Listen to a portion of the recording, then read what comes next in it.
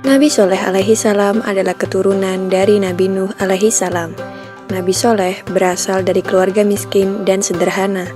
Namun begitu, Nabi Soleh adalah pemuda yang taat, yang hanya beriman kepada Allah.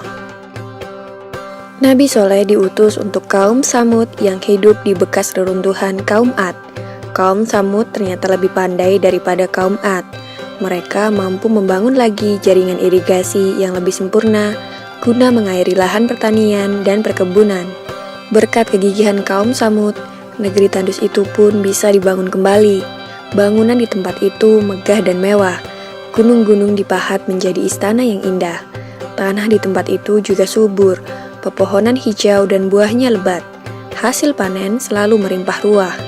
Seluruh kaum Samud hidup sejahtera dan tercukupi. Namun keberhasilan itu justru membuat kaum Samud lalai dan sombong. Mereka tidak mau menyembah kepada Allah. Mereka menganggap rezeki yang mereka peroleh bukan karunia Allah, melainkan hasil usaha mereka sendiri. Oleh karena itulah, Allah mengutus Nabi Soleh agar berdakwah untuk kaum Samud agar kembali ke jalan yang benar. Nabi Soleh pun mulai berdakwah. Beliau mengajak kaum Samud untuk menyembah Allah. Namun kaum Samud sama sekali tidak menghiraukan ajakan Nabi Soleh dan menganggap Nabi Soleh sebagai pembohong belaka. Kaum Samud lalu menuntut Nabi Soleh untuk mengeluarkan mukjizat. Menghadapi tuntutan itu, tak ada jalan lain bagi Nabi Soleh kecuali memohon kepada Allah agar memberikan mukjizat kepadanya. Allah lalu mengabulkan permohonan Nabi Soleh. Suatu hari, Nabi Soleh mengajak kaum Samud untuk pergi ke kaki gunung. Orang-orang kafir itu mengikuti Nabi Soleh bukan karena mempercayainya. Mereka malah berharap agar Nabi Soleh tidak bisa mengeluarkan mukjizatnya dan dapat menghinanya sepuasnya. Sesampainya di kaki gunung, kaum Samud meminta Nabi Soleh agar mengeluarkan seekor unta dari sebongkah batu besar. Sebuah permintaan yang tidak masuk akal. Namun, betapa terkejutnya kaum Samud karena tiba-tiba sebongkah batu besar itu terbelah. Dari dalam bongkahan batu itu keluar seekor unta betina. Orang-orang dari kaum Samud keheranan, menepuk-nepuk pipi mereka dan memandang tak percaya. Setelah kejadian itu, beberapa orang mulai percaya. Mereka membenarkan kenabian Nabi Soleh alaihi salam. Kabar itu segera tersebar ke seluruh penjuru negeri. Air susu unta yang keluar dari batu itu banyak sekali dan cukup untuk diminum seluruh penduduk. Orang-orang bergembira, mereka bisa minum susu unta sepuasnya. Akan tetapi masih ada juga orang yang berkeras hati tidak mau percaya dan menganggap semua itu hanyalah sihir belaka.